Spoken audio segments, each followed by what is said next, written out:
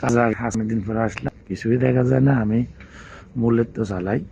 এটা এই যে আমার কাজের জায়গা।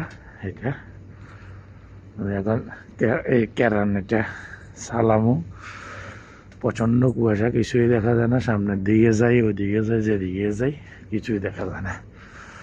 কিছু করার নাই, ফেরত দেয়। কাজ তো করতে হবে, কাজ করে খেতে হবে। সবই অন্ধকার, চতুর্দিকে অন্ধকার রয়েছে। এই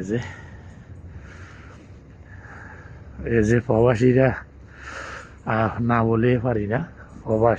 প্রবাসী কত কষ্ট, এটা না বললে বোঝা যায় না। এই যে দেখেন আমাদের কষ্ট।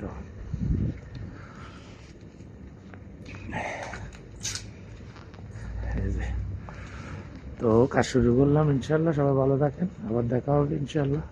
আসসালামু আলাইকুম।